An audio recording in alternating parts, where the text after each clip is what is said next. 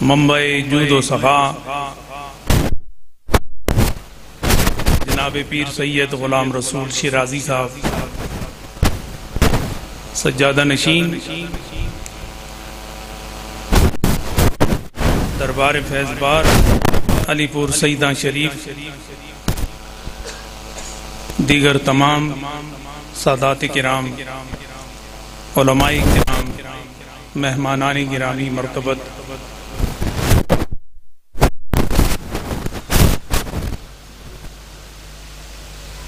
میں کافی دیر سے اپنے دل و روح پر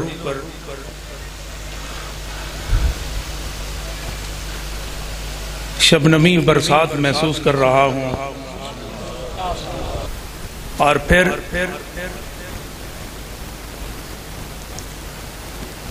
خصوصاً تہجد کے وقت جب ان پھولوں پر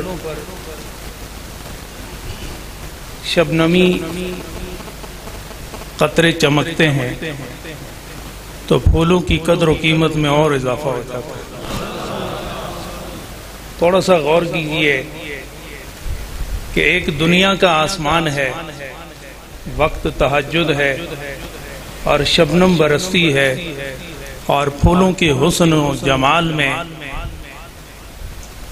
ستاروں سے بھی زیادہ چمک و دمک و رمک آویدہ ہوتی ہے، اور ایک علی پور سیدہ شریف کا یہ ایک چمن ہے جہاں رنگا رنگ پھول تو کھلے ہیں، یہاں آسمان کی شبنم نہیں، جس کا عرس ہے اس کے چہرے سے شبنمی کیفیت برستی ہے اور ہر ایک کے دل کو رنگ و نور عطا کر رہی ہے۔ یہ وہ کیفیت ہے جو میں محسوس کر رہا ہوں، اور الحمدللہ تاریخ پاکستان کی ابتدا سے لے کر آج تک، اور میرا دل علی پور سیدہ شریف اہل سنت کا متفقہ بہت بڑا مرکز علمی اور مرکز روحانی ہے۔ اللہ اس فیضان سے بھی زیادہ اور دریا کی روانی سے بھی زیادہ اسے حسن و جمال اور روانی جاویدانی عطا فرمائے۔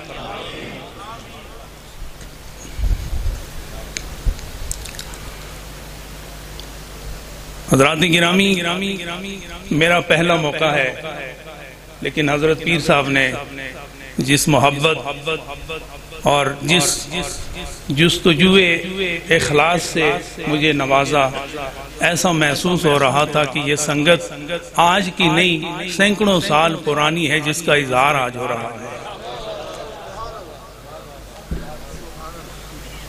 اللہ اس آستانے کے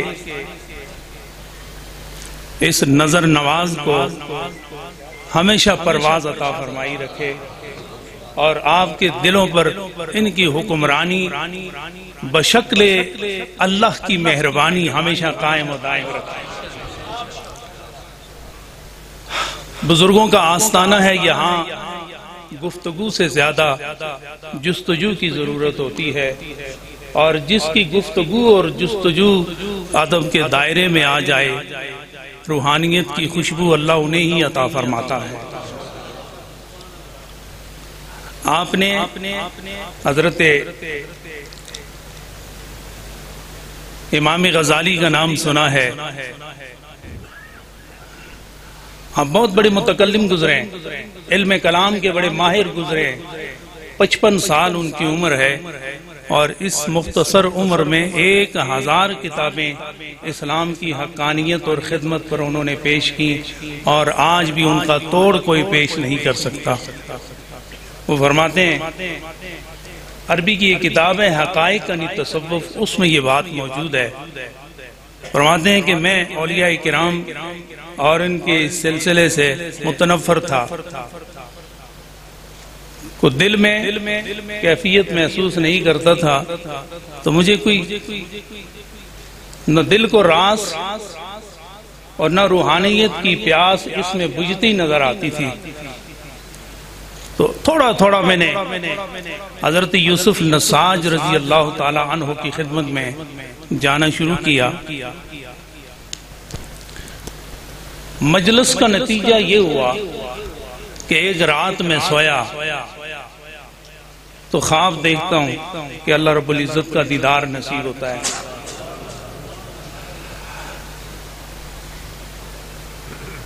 اللہ نے دیدار عطا فرمایا، دل و روح پر روحانیت و ایمان کی کیفیت چمکنے دمکنے لگی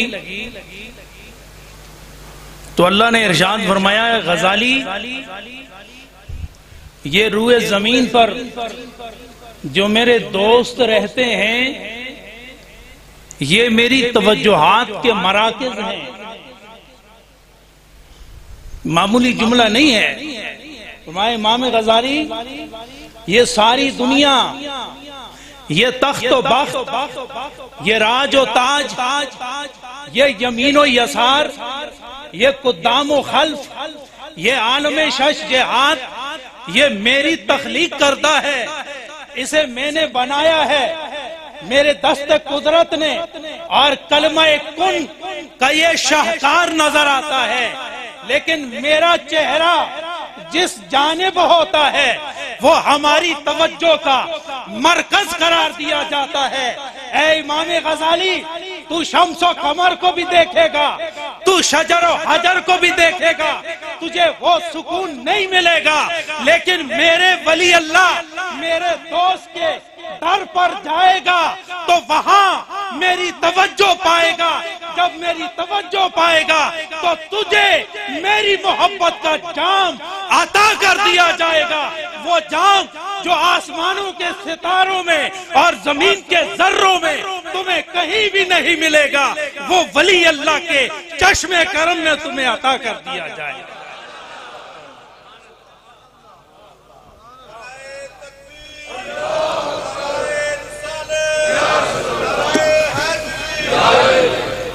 فرمایا یہ میری توجہات کا مرکز ہے، پہلے یہاں توجہ کرتا ہوں، پہلے اپنے دوستوں کو دیکھتا ہوں، ان کی جھولی ہر وقت پھیلی رہتی ہے۔ تمہیں دنیا میں تو ہر چیز مل سکتی ہے، لیکن اگر میری محبت چاہتے ہو تو جہاں میری توجہ ہوتی ہے وہیں میں اپنی محبت عطا کیا کرتا ہوں۔ تو حضرت امام غزالی عرض کرتے ہیں کہ باری تعالیٰ ان کے اور میرے درمیان حجاب ہے، کتاب ہے، استار ہے، دوری ہے، مہجوری ہے، رنجوری ہے۔ یہ کیسے دور کیا جائے؟ تو فرمایا ایک ہی طریقہ ہے کہ اگر تو دنیا کو ان کے اور اپنے درمیان سے ہٹا لے تو ان کی نگاہ تم پر پڑے گی اور تمہاری نگاہ ان پر پڑ جائے گی۔ بات ختم ہو گئی۔ حضرت امام غزالی خواب سے اٹھے، جب خواب سے اٹھے تو سیدھے گئے اپنے شیخ کے پاس، حضرت یوسف نساج رضی اللہ تعالیٰ عنہ۔ وہ بھی باخبر تھے کہ میری مجلس میں آنے والا، اسے کہاں کہاں سے خاک چھاننی پڑی، لیکن آج اس گل رنگ زرد پر جو خدا کی شبنم پڑی ہے تو حقیقت کا پردہ گر گیا۔ ابھی جو آ رہا ہے تو پہلے دل اور تھا، اب دل اور بن کے آیا ہے۔ جب قریب آیا تو عرض کرنے لگے کہ اے میرے شیخ، آج رات میں نے اپنے رب کا دیدار کیا ہے۔ تو حضرت یوسف نساج رضی اللہ تعالی عنہ نے بڑی کمال کی بات کی ہے، بڑی کمال کی بات فرمائی۔ آپ نے فرمایا کہ غزالی اگر ہماری مجلسوں میں اسی طرح آتے رہے، اسی طرح آتے رہے تو تمہاری آنکھوں کو معرفت کا سرما عطا کر دیا جائے گا، معرفت کا سرما عطا کر دیا جائے گا۔ اور جس آنکھ میں سرما لگا ہو تو وہ آنکھ خوبصورت لگتی ہے اور اس کی بینائی میں اضافہ ہوتا ہے، یہ زمین کا سرما لگے تو بینائی میں اضافہ ہو، تو جس کی آنکھ کو معرفت کا سرما لگ جائے تو اس کی بینائی، اس کی سنوائی اور اس کے خوبصورتی کے ڈنکے پھر کائنات میں کس طرح بجا کرتے ہیں۔ آپ دیکھیں حضرت پیر سید جماعت علی شاہ صاحب، ثانی ہو یا لا ثانی، یہ دونوں جنہیں معرفت کا سرما لگا ہے، آج بھی ان آنکھوں سے خالی پیالے بھرے جاتے ہیں اور ہر پیاسے کی پیاس کو بجھایا جاتا ہے۔ کیا بات، کیا بات۔ حضرات، میں اکثر تو نہیں بیان کرتا، لیکن اس مجمع کے پیش نظر میں آج یہ ایک حقیقت بیان کرنا چاہتا ہوں کہ یہ ولی اللہ کون ہے، یہ کیا کیا کر سکتے ہیں۔ حضرت جنید بغدادی جن کے مزار پر میری حاضری ہو چکی ہے، یہ ایک گلی سے نکلیں، توجہ فرمائیے، گلی سے نکلے تو چوک میں پہنچے، دیکھا کہ ایک جوان شراب میں مست الست ہے، نہ اپنی خبر، نہ ماحول کی خبر، نہ ماں و شما میں ہے، ہر امتیاز اس میں گم ہو چکا ہے اور شراب کے نشے میں دھت پڑا ہوا ہے، اور ایک ہی کلمہ اس کے منہ سے نکل رہا ہے، اللہ اللہ اللہ۔ تو حضرت جنید بغدادی رضی اللہ تعالی عنہ ایک تو یہ ذہن میں رکھے کہ ولی اللہ کسی سے نفرت نہیں کرتا، نسب حسب کو نہیں دیکھتا، رنگ ذات پات کو نہیں دیکھتا، وہ ایک چیز کو دیکھتا ہے کہ یا تو یہ خدا کا بندہ ہے یا مصطفیٰ کا امتی ہے۔ اس سے بڑا بھی کوئی اعزاز ہو سکتا ہے تو ولی اللہ اس چیز کو دیکھتا ہے، گناہگار کو نہیں، گناہگار کو دیکھتا ہے لیکن گناہگار کے گناہ کو نہیں دیکھتا، کیونکہ اسے پتہ ہے کہ اگر یہ گناہگار ہے تو رب ستار و غفار بھی تو ہے، اس سے محبت کرتا ہے۔ تو حضرت جنید بغدادی بھی اس کے قریب آئے، ہاتھ میں لوٹا تھا اور آہستہ آہستہ اس کا منہ دھونے لگے کہ تیرے منہ سے بو آ رہی ہے، تیرے منہ میں شراب کی بدبو ہے، تو مجھے حیا آتی ہے کہ تو شراب کے نشے میں بھی ہے پھر بھی اللہ اللہ کر رہا ہے، تو میں تیرا منہ دھو دیتا ہوں کم از کم کہ تیری زبان پاک ہو جائے، اس کے بعد تو اللہ اللہ کرتا رہے تو بے شک کرتا رہے۔ اگر نشے میں ہے اور مست ہے، اس مست الست میں بھی خدا کا نام لے رہا ہے، تو یہ اس بات کی گواہی ہے کہ کچھ دیر میں تیرے ساتھ کچھ ہونے والے۔ حضرات وہ منہ دھو کے چلے گئے، اس کے دوست آئے کہ جن کے سامنے تیرا پردہ تھا جنید بغدادی، آج انہوں نے بھی تمہیں نشے میں دیکھ لیا اور نشے میں بھی تو اللہ اللہ کر رہا تھا، تو انہوں نے تیرا منہ دھو دیا اس نظریے سے کہ کم از کم اللہ کا نام لیتے ہوئے تیری زبان پاک۔ اب جب وہ زبان پاک ہو گئی، وہ مسجد بھی ہم نے دیکھی ہے جہاں حضرت جنید بغدادی 5 نمازیں اور تہجد کی نماز ادا کیا کرتے ہیں۔ حضرات فرماتے ہیں کہ خواب دیکھا حضرت جنید بغدادی، اللہ تعالیٰ ان سے ہم کلام اور ارشاد فرما رہے ہیں کہ جنید آج تیری ادا بڑی پسند آئی، تو نے گناہگار کو دیکھا لیکن اس سے نفرت نہیں کی، تو نے میرے نام کی حیا اور لاج رکھتے ہوئے اس کی زبان کو دھویا نا، تو مجھے تیرا یہ عمل بڑا پسند آیا۔ تو خوش ہوئے، تو اللہ تعالیٰ نے فرمایا نا کہ جب تو نے، توجہ ہے نا آپ یہ جملہ، کہ جب تو نے میری خاطر، تو نے میری خاطر اس شرابی کا منہ دھویا تو میں نے تیری خاطر اس کا دل دھو دیا ہے۔ کیا بات ہے، نعرہ تکبیر، نعرہ رسالت، شان اولیاء، مقام اولیاء۔ تو نے میری خاطر چونکہ ولی اللہ کا ہر سانس اللہ کے لیے ہوتا ہے، ہر حرکت خدا کے لیے ہوتی ہے، نشست و برخاست خدا کے لیے ہوتی ہے۔ تو تو نے میری خاطر اس کی زبان دوئی ہے تو میں نے تیری خاطر اب اس کا دل دو دیا ہے۔ تو اب تو بھی نظارہ کرنا، تو نے بھی اشارہ دیا تھا کہ جس کا منہ جنید بولے وے تو اس کے ساتھ کچھ اشارہ ملتا ہے، تو اب میں نے جو اس کا دل دویا ہے تو میں بھی تمہیں اشارہ دے۔ کیا بات، رات گرامی آپ اٹھے نا تہجد کے وقت، تہجد کے وقت اٹھے تو دروازہ مسجد کو خود کھولا کرتے، توجہ ہے نا آپ کی، دروازہ حیرت ہوئی کہ پہلے دروازے کا کنڈا میں کھولا کرتا تھا اور آج میری ہی مسجد، میں اس کا خادم اور اس مسجد کا دروازہ میں کھولا کرتا تھا، آج پہلے سے کھلا ہوا ہے۔ جب دروازہ کھلا تو جس شرابی کو شراب کے نشے میں مست لیٹا ہوا چوراہے پر دیکھا تھا، آج سر سجدے میں خدا کے گھر میں اللہ اکبر، کیا کہنا قبلہ، کیا بات، یہ قدرتیں، یہ کرامتیں، یہ عزتیں اللہ تعالیٰ انہی کو عطا فرماتا ہے جن پر ان کی توجہ ہوتی ہے، اور جس پر خدا کی توجہ ہو جائے وہ اللہ کی قدرتوں کا مظہر بھی بن جاتا ہے اور مظہر بھی بن جاتا ہے۔ ہم خوش نصیب ہیں کہ ہمارے دامن میں اولیاء کرام، ہمارے ہاتھوں میں اولیاء کرام کا دامن موجود ہے اور ہم نے ان کے قدم پکڑ کے رکھے ہیں، تو جو خدا ان کے ساتھ کرے گا انہی کی دعا اور نگاہ سے خدا ہمارا بھی وہی انجام کرے گا۔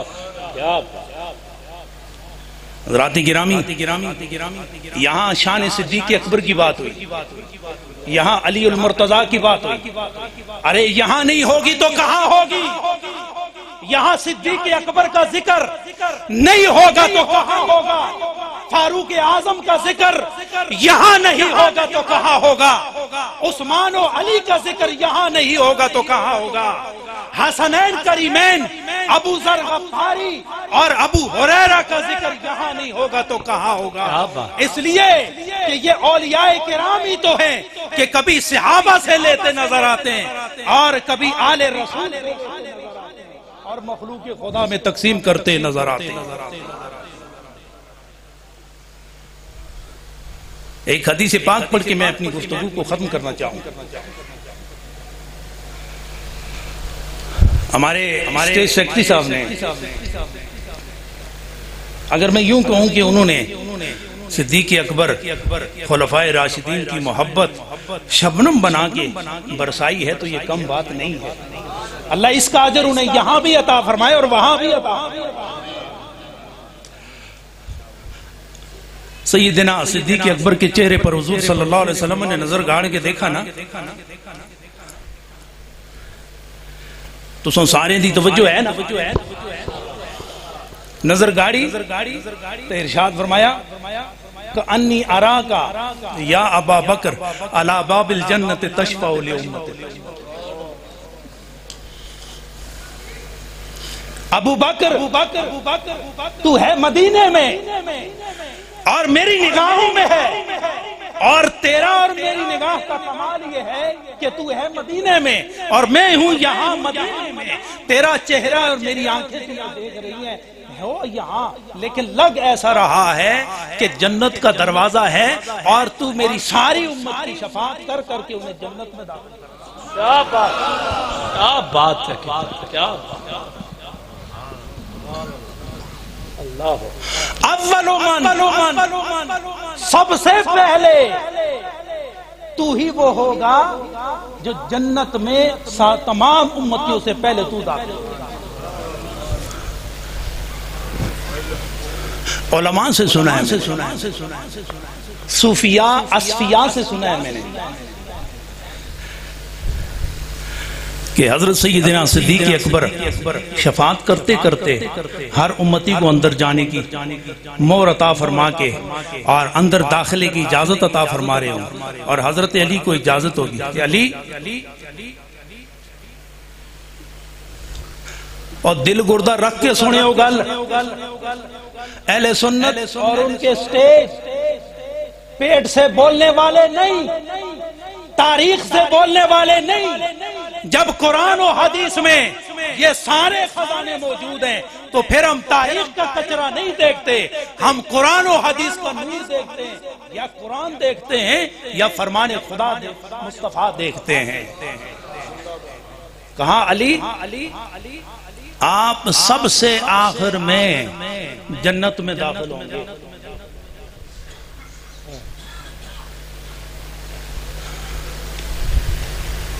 تو گل سمجھی، سب سے آخر میں جنت میں داخل ہو گئے تو کوئی معمولی امت نہیں ہے، بہت بڑی امت ہے۔ تو جنت جاتے جاتے کتنا عرصہ لگے گا، کتنا عرصہ لگے گا؟ فرمایا علی پتہ ہے تیرا مقام کیا ہے، اور صدیق تیرا مقام کیا ہے؟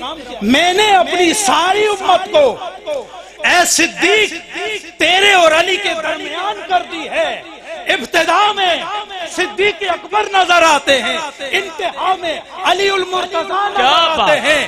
اے علی جب تو سب سے آخر میں آئے گا تو یہ اس بات کا ثبوت ہوگا کہ جو گناہگار جہنم میں رہ گئے ہوں گے ہر ایک کو پکڑ کے تو جنت میں لائے گا، دروازے پہ لائے گا، اندر داخل صدیق اکبر کریں گے۔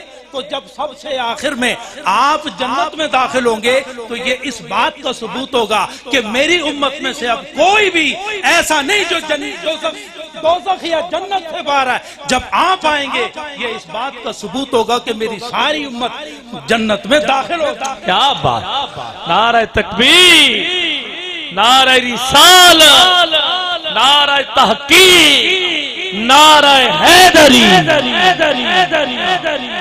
اب پیچھے کون رہ گئے؟ بولو گل مکانی ہے کہ آخر میں کون رہ گئے؟ صدیق اکبر اور دوسرے بولو علی مولا۔ کون رہ گئے؟ علی مولا۔ تو یہ ابھی جنت سے باہر ہے نا، تو بتاؤ جب یہ جائیں گے ایک دوسرے کو تو کہیں گے نا کہ نہیں آپ پہلے جائیں، وہ کہیں گے نہیں آپ پہلے ہیں۔ کہا آپ کو نبی نے فرمایا کہ آپ اول الاسلام ہیں تو آپ پہلے جائیں گے۔ فرمایا نہیں پہلے نہیں جائیں گے، ہم پہلے گلے ملیں گے، دونوں اکٹھے جنت میں جائیں گے تاکہ دونوں کو دیکھ کے مصطفیٰ بھی راضی ہو جائیں، خدا بھی۔ کیا بات ہے، کیا بات ہے۔ ارے کس جہاں کی بات کرتے ہو تم، کس اختلاف کی بات کرتے ہو تم، کن دیواروں کی بات کرتے ہو تم؟ ارے یہ تو وہ ستون ہیں جن ستونوں کے درمیان اللہ کے رسول نے ساری امت کو رکھ دیا کہ ابتدا میں صدیق اکبر نظر آتے ہیں اور انتہا میں علی المرتضیٰ نظر آتے ہیں۔ نہ ابتدا محروم ہے نہ انتہا محروم ہے، ابتدا میں بھی نور ہے اور انتہا میں بھی نور ہے، ابتدا میں بھی سرور ہے، انتہا میں بھی سرور ہے۔ کیوں؟ اس لیے کہ دونوں مصطفیٰ کے یار ہیں، تو جو مصطفیٰ کے یار ہیں ان دونوں کے درمیان جو آئیں گے ان پر خدا بھی راضی ہوگا۔ کیا کہنا، اللہ۔ آج بڑے افسوس سے کہنا پڑتا ہے کہ صحابہ کرام ان کی عزت پر الٹے سیدھے الفاظ دہرائے جاتے ہیں، لیکن یاد رکھو اور نقش بندیوں اور مجددی فیض سے سینے بھرپور پر نور رکھنے والوں، یہ نور ان صحابہ اور اہل بیت کی محبت کا نتیجہ ہے جو حضرت مجدد الفزانی نے ہر نقش بندی کے سینے میں ڈال دیا ہے۔ اب کوئی نقش بندی، کوئی چشتی و قادری اور کوئی اہل حق متصوف ایسا نہیں ہے جو صحابہ سے بھی محبت نہ کرتے ہوں اور آل رسول سے بھی محبت نہ کرتے ہوں۔ اس لیے ہمارے شیخ العالم رحمت اللہ تعالی علیہ نعرے کی ایک تقسیم فرمایا کرتے تھے، اور آج بھی برطانیہ کے ایوانوں میں، مسجدوں میں، بازاروں اور کوہساروں میں یہ نعرے گونجتے ہوئے نظر آتے ہیں۔ اور علی پور والوں اور یہاں سے نور لے کے منور ہونے والوں، آج اس نعرے کا جو تمہاری رگ و پے میں موجود ہے اور ان نفوسان قدسیہ نے تمہارے رگ و ریشے میں ڈال دیا ہے، آج اس کا اظہار ایسا کرو کہ اس کی گونج تمہیں یہاں بھی سنائی دے، قبر میں بھی سنائی دے، میدان حشر میں بھی سنائی دے، اور جنت کے ایوانوں میں بھی تمہیں سنائی دے۔ حضور شیخ العالم فرمایا کرتے تھے کہ نعرہ رسالت یہ ہمارا ایمان ہے۔ نعرہ رسالت کیا ہے؟ ہمارا ایمان ہے۔ اور نعرہ تحقیق یہ ہماری شان ہے، اور یہ حقیقت ہے، اور یہ ہماری شان ہے۔ اور نعرہ حیدری یہ محبت ہے، یہ ہماری پہچان ہے۔ ہم شان والے بھی ہیں، ہم ایمان والے بھی ہیں، اور ہم پہچان والے بھی ہیں، ہم محبت والے بھی ہیں، اور ہم حقیقت والے بھی ہیں۔ تو اگر یوں کہہ دوں کہ ہم ایمان چھوڑنے والے نہیں، ہم شان چھوڑنے والے نہیں، اور ہم ایمان چھوڑنے والے نہیں، تو شیخ العالم فرمایا کرتے تھے کہ جب علی کا نعرہ لگاؤ تو یہ چار یاروں میں تو موجود ہیں، تو یہ تو حقیقت ہے، لیکن اگر پھر بھی لگاؤ تو یہ کیوں لگاتے ہو؟ کہا یہ محبت ہے۔ یہ کیا ہے؟ یہ محبت ہے۔ حضرات گرامی، نقش بندی ہونے کا، چشتی ہونے کا، قادری ہونے کا، سہرورد ہونے کا ایسا ثبوت فراہم کرو کہ دل بھی راضی ہو جائے، روح بھی راضی ہو جائے۔ تو نعرہ لگاؤں گا، لیکن کسی نے، میں نعرے بہت کم لگاتا ہوں، لیکن جہاں اہل ایمان دیکھتا ہوں میں ضرور نعرے لگایا۔ تو نعرہ لگانا اور آواز عرش کے کنگروں سے اوپر جانی چاہیے۔ نعرہ تکبیر، نعرہ تکبیر، نعرہ رسالت، یا رسول، نعرہ رسالت، نعرہ تحقیق، نعرہ تحقیق، نعرہ حیدری، یا علی، نعرہ حیدری، اور نعرہ غوثیہ، نعرہ غوثیہ۔ وآخر دعوانا الحمدللہ۔